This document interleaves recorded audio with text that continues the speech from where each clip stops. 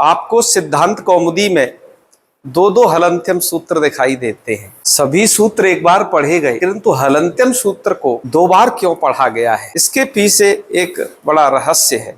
आइए आज उसे समझते हैं। अभी इससे पूर्व में एषामन्त्या इतः यह प्रतिज्ञा वाक्य आपने पढ़ा, अर्थात ये जो चतुर्दश सूत्र हैं इनके अंत्य वर्ण इत संज्ञक है, माने ण क च इत संज्ञक है। इनकी इत संज्ञा होगी कैसे, क्या वो सूत्र हैं जो इत संज्ञा करते हैं, उसको अब यहाँ से आगे ग्रंथकार बताना प्रारंभ कर रहे हैं। और वैयाकरण सिद्धांत कौमुदी ग्रंथ की शुरुआत भी बस यहाँ से अब हो चली।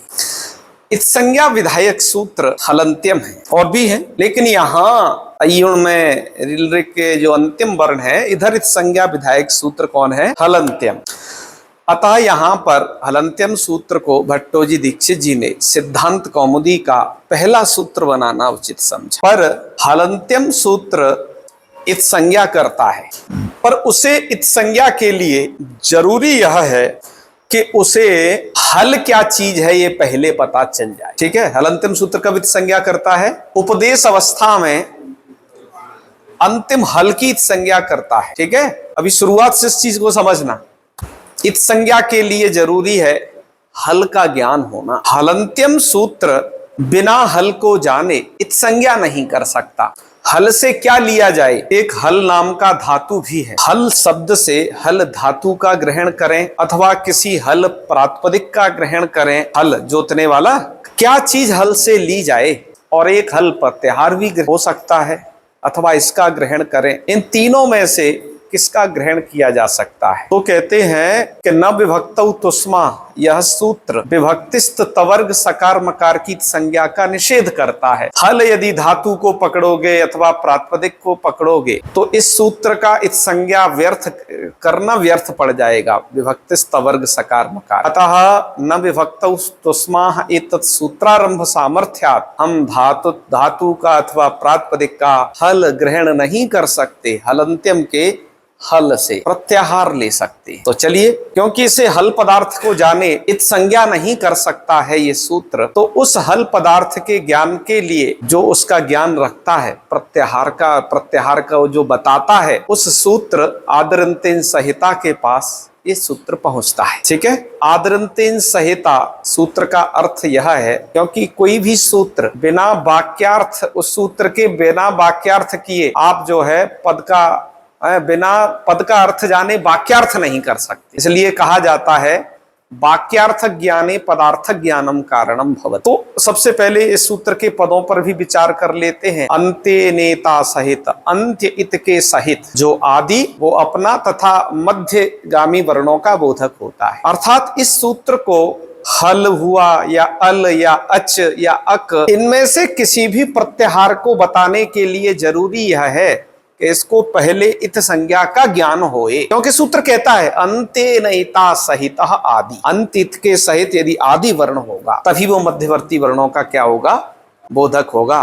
ध्यान से सुन बच्चा, अब आदरंतेन संहिता सूत्र बिना इत को जाने हल इत्यादि कोई भी संज्ञा नहीं कर सकता, माने कोई भी प्रत्याहार नहीं बना सकता। ठीक है, और जो हलंत्यम सूत्र है वो इत संज्ञा तो करता है, पर वो करता हलों की ही इत संज्ञा है। इनकी इत संज्ञा करता है, जब तक वो हल पदार्थ जानेगा नहीं हल क्या है, इसको बिना जाने इत संज्ञा कैसे कर देगा। ये ऐसे ही समझो जैसे गांव में पहले नाई को भेजा जाता था कि जाओ सबका जो है न्योता करके आओ, तो नाई क्या करता था, सबके नाम लिखता था बाकायदा और ले जाता था। अब जिसका नाम तो लिखा है लेकिन वो व्यक्ति है कौन, ये वो जानता नहीं है, तो कभी निमंत्रण कर पाएगा क्या, वो नहीं कर पाएगा। यही स्थिति है हलंत्यम के यहाँ पर हलंत्यम सूत्र हलों की संज्ञा करता है, लेकिन वो हल क्या है ये नहीं जानता है, तो संज्ञा होगी किसकी, वो कभी स्पष्ट नहीं हो पाएगा। और जो हल की जानकारी जिसके पास है, आदरंतेन संहिता सूत्र के पास, उस सूत्र को इत का पता नहीं है, क्योंकि वो सूत्र कहता है ना हल वो संज्ञा तभी कर पाएगा अंतेन इता सहिता, अंत इत के सहित। तो सबसे पहले उसमें इत शब्द आ गया, इत को जाने बिना वो कैसे बता पाएगा कि अंतित के सहित जो आदि वो मध्यवर्ती वर्णों का बोध होते हैं, उसे इत को जानना जरूरी है, तभी उस सूत्र की आगे प्रवृत्ति होगी। इस प्रकार से हलंत्यम सूत्र घटक जो हल पदार्थ है उसका ज्ञान आदरंतेन संहिता सूत्र के अधीन है, सूत्र के वाक्यार्थ के अधीन है। और आदरंतेन संहिता सूत्र घटक इत पद का ज्ञान हलंत्यम सूत्र के वाक्यार्थ के ज्ञान के अधीन है। इस प्रकार इन दोनों सूत्रों में परस्पर अपेक्षत्व रूप अन्योन्याश्रय दोष पड़ता है। क्यों?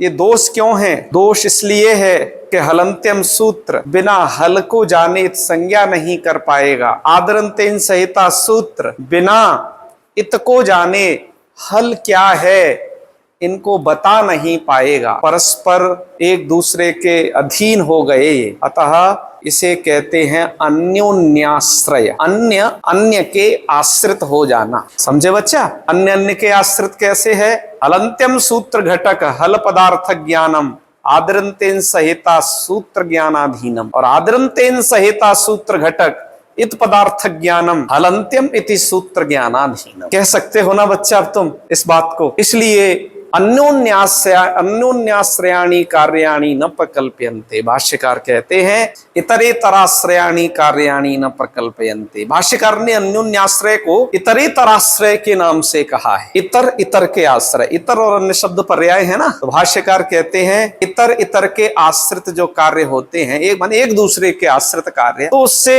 शास्त्र की आगे गति नहीं होती है। अब ये बात तो यहीं रुक गई, अब आगे कैसे बोध हो, आगे के सूत्रों को कैसे पढ़ाया जाए? ठीक है, इस प्रकार का दोष भाष्यकार इसमें उदाहरण भी देते हैं। एक नौ नाविर बद्ध नैतरे त्राणाय भवति। जल में एक नौ है, नौका, तो नौका को नौका से तैरा करके पार नहीं किया जा सकता है। नौका को किससे पार किया जा सकता है? कोई स्थिर वस्तु हो, बल्ली वगैरह कुछ होती है ना, जिनसे नौका को तैर के पार लगाते हैं, पतवार वगैरह। पर तुम नाव से नाव को बांध दो और सोचो कि अब ये पार कर लेंगे, क्योंकि वो तो नाव है, उसका तो जो है स्वभाव है तैरना। तो नाव से बंधी हुई एक दूसरे की रक्षा करने में समर्थ नहीं होती है, उसके लिए कुछ स्थिर चाहिए वस्तु।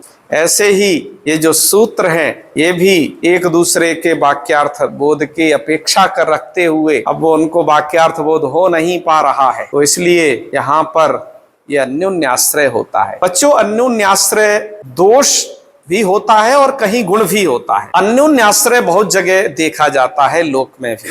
इसकी अन्यत्र भी कुछ व्याख्याओं की मैं चर्चा कर लेता हूं, क्योंकि हमारे इस पाठ को बहुत सारे लोग भविष्य में सुनेंगे, बच्चे भी सुनेंगे, उन्हें थोड़ा कुछ पता चल जाए। अन्योन्याश्रय शास्त्रकारों ने 3 जगह बताया है। उत्पत्तौ स्थितौ ज्ञप्तौ च, माने उत्पत्ति में अन्योन्याश्रय होता है। उत्पत्ति में अन्योन्याश्रय का उदाहरण है मुर्गी पहले आई या अंडा पहले आया, ये उत्पत्ति का अन्योन्याश्रय है। किसकी उत्पत्ति पहले? बीज पहले आया या अंकुर पहले आया? शाकाहारी उदाहरण ले लो, ये वाला है ना। दूसरा जो है स्थितौ, स्थिति में भी अन्योन्याश्रय है। बताओ बच्चा, जंगल की रक्षा शेर से होती है अथवा शेर की रक्षा जंगल से होती है? तो हमें यहां ये कहना पड़ेगा कि ये अन्योन्याश्रय है दोनों में। ठीक है।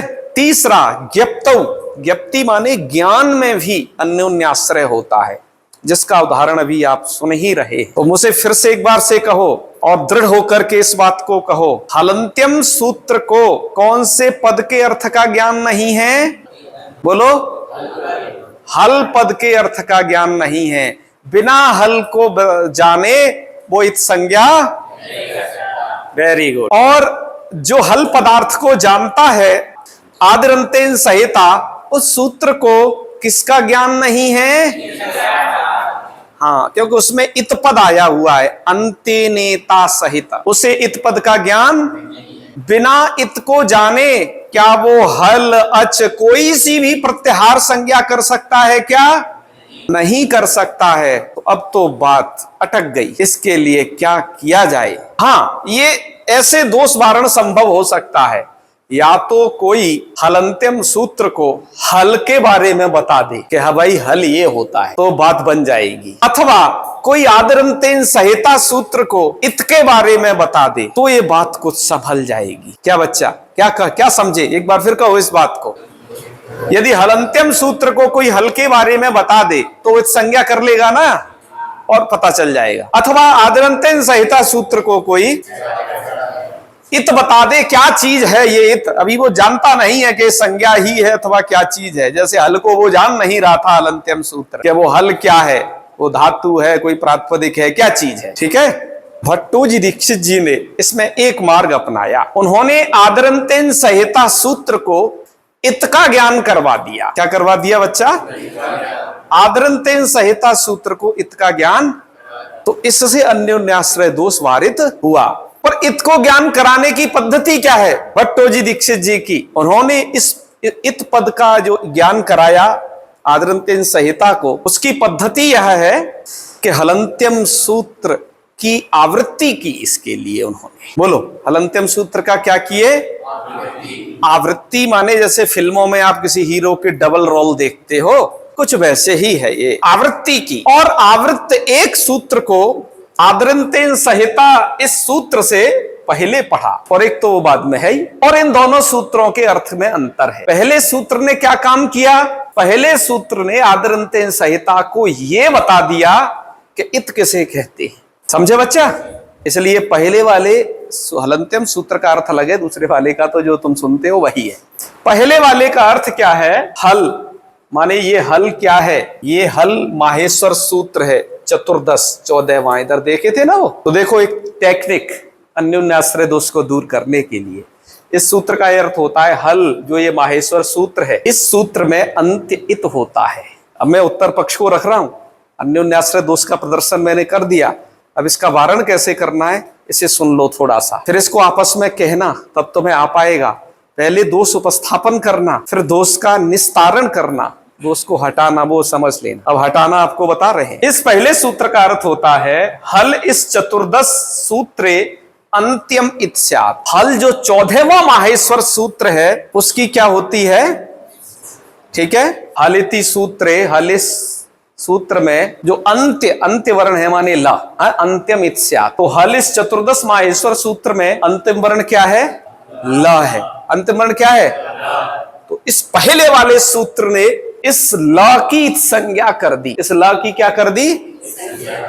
ध्यान से भी सुनना तुम जो है। तो आदरंतेन संहिता सूत्र को ये पता चला कि इत किसे कहते हैं, इत किस चिड़िया का नाम है, ये उसे अब पता चला। उसे अभी जो इत का ज्ञान हुआ है वो एक ही जगह पर हुआ है, इस हल माहेश्वर सूत्र के अंतिम वर्ण लकार में हुआ है। जान गए यहां तक? तो इस पहले सूत्र के द्वारा हमने इत बतवा दिया और वो केवल अभी एक ही जगह पता चला है। कौन सी जगह?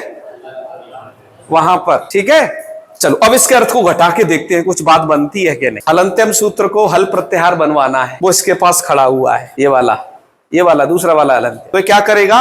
जिस जगह इत का ज्ञान है पहले उतना प्रत्याहार पहले बना रहा है। कहता है अंतेन इता सहिता आदि, अंत्य इत हो गया ल। अब इत से पता चल गया ना, आदि अंत तो ये जानता है ना, उसकी जरूरत नहीं है। इत नहीं जानता था, तो अंतित कौन हो गया? ला। और अंतित के सहित आदि, इस हा को मत पकड़ना, क्योंकि प्रत्याहार इसके बनाने में तात्पर्य नहीं है। प्रत्याहार का अर्थ होता है कि शॉर्ट है, शॉर्ट फॉर्म। तो आपको अंत्य यहां समझा और आदि पकड़ना है हा, ये वाला। और अंतित के सहित आदि जब हम ये कह रहे हैं तो अंतित के सहित आदि हो गया ल के साथ ह, माने ह ल, ये वाला ल, समझे? तो अंतित के सहित आदि कौन हुआ? ह ल, वो वाला ह और ये वाला, क्योंकि हम सहित शब्द का प्रयोग कर रहे हैं। बहुत सारे बच्चे कह जाते हैं अंतित के सहित आदि है ह, नहीं, अंत्य है ल, आदि है ह और अंतित के सहित आदि है ह ल। इतना कहोगे ना? अंतित के सहित जो आदि होता है वो मध्य गानाम और स्वस्य च संज्ञा से, वो मध्य वाले वर्णों का भी बोध कराता है, माने य व र और ट, अभी तो ये सबका कराएगा वो, ण और यमगण नम झब सबका बोध करा देगा यहां तक। ठीक है, और स्वस्य च, स्वस्य माने और जो हल वो जो है वो स्वस्य अपना भी बोध कराएगा। तो अपना बोध कराएगा तो ऐसे तो हल प्रत्याहार में ये सब हलंत वर्ण भी आ जाएंगे। तो उसके लिए आगे बताएंगे कि प्रत्याहार में इत्संज्ञक वर्ण नहीं आते हैं कभी, मतलब ये जो अंतिम वर्ण है, अंतिम वर्ण प्रत्याहार में गृहीत नहीं होते हैं। ठीक है, नहीं होंगे। तो अभी क्या हुआ, आदरंतेन संहिता सूत्र ने हल प्रत्याहार एक बना दिया। एक जगह इत संज्ञा का ज्ञान करके, केवल इस ल में इत संज्ञा का ज्ञान करके उसने क्या कर दिया, हल प्रत्याहार बना करके हलंत्यम सूत्र को समर्पित कर दिया। इसलिए आपके यहां एक पंक्ति लिखी है, इति हल संज्ञायाम। इति माने सूत्र के द्वारा, हल संज्ञायाम माने हल संज्ञा हो जाने पर, हल संज्ञा का इसने पता लगवा दिया हलंत्यम सूत्र को। जी हल का मतलब होता है हैवर्ट के ह से लेकर के और हल के ल पर्यंत तक का ये जो समुदाय, ये वाले व्यंजन वर्ग, समझे? तो ठीक है भाई। अब इस सूत्र ने क्या किया, अब ध्यान से सुनना फिर आगे की कथा। इस सूत्र का अर्थ होता है उपदेशेन्त्यम हलित स्यात्। उपदेश में अंत्य वर्ण जो होते हैं उनकी, वो अंत्य वर्ण नहीं, उपदेश में अंत्य हल की संज्ञा होती है। ठीक है, हल ये जान गया माने संपूर्ण व्यंजन। उपदेश पद के विषय में मैं थोड़ा कल और चर्चा कर लूंगा। उपदेश क्या है, उपदेश को हालांकि मूल में कह रहे हैं आद्योच्चारण। आद्योच्चारण माने पाणिनि कात्यायन पतंजलि का आद्योच्चारण। उपदेश से किनका ग्रहण करना है, हाँ इनके जो है, और वो क्या है, शिव सूत्र हैं, धातु, प्रत्यय, आगम और आदेश, इन 6 चीजों का ग्रहण उपदेश से होता है। मैं इन्हें बताऊंगा आपको, ठीक है। चलो तो बच्चा अब उसी कहानी में द्वारा से बने रहो। इस सूत्र ने, अब इसको पता चल गया कि हल माने होता है व्यंजन, और वो कहीं पर भी यदि अंत में मिलते हैं, उपदेश में अंत में यदि वो कहीं मिलते हैं तो उनकी क्या कर देनी चाहिए, इत संज्ञा। अब सभी हलों की माने जो भी व्यंजन वर्ण है उनकी संज्ञा इस सूत्र के द्वारा अब जब पता चल गया, अभी तक तो इस पहले सूत्र के द्वारा आदरंतेन संहिता को केवल इस जगह पर इत संज्ञा का ज्ञान होता था ना। पर जब आदरंतेन संहिता ने हल क्या होता है ये बता दिया, इस हलंत्यम सूत्र को, जिसको नहीं ज्ञान था हल के बारे में, जो इत संज्ञा फिक्र नहीं कर पा रहा था, उस सूत्र को इसने हल बता दिया। हल बताते ही हलंत्यम सूत्र ने क्या किया, जो भी उपदेश अवस्था में अंत्य हल थे उन सब की क्या कर दी, इत संज्ञा कर दी। अब तो भाई उसे जो पहले एक ही जगह ज्ञान था, अब उसका ज्ञान थोड़ा और बढ़ा। तो अब हलंत्यम सूत्र ने इन सब अंत्य हल वर्णों की इत संज्ञा कर दी। अब इत का ज्ञान इन सब जगह पर करवा दिया। किस सूत्र को करवा दिया, आदरंतेन संहिता को, जिसने फिर क्या किया, आगे और भी प्रत्याहार बनाए, क्योंकि पहला प्रत्याहार हल बनेगा, उसके बाद और अन्य प्रत्याहारों की भी रचना होगी। इसलिए हलंत्यम सूत्र, वो आदरंतेन संहिता सूत्र के बाद हलंत्यम में लिखा है उपदेशाद्योच्चारणम ततः, माने अब इसके बाद अण अच इत्यादि संज्ञा सिद्धौ, इत्यादि संज्ञा भी सिद्ध हो जाएंगी। पहले हल संज्ञा सिद्ध हुई थी केवल, अब उसके बाद अण अच इत्यादि जो 42 प्रत्याहार हैं, इन सब की क्या हो जाएगी, सिद्धि हो जाएगी। तो आज हमने अन्योन्याश्रय दोष का उपस्थापन, उसके और कुछ थोड़ी बातें, और उसके बाद उसका कैसे परिहार करते हैं इसको जाना।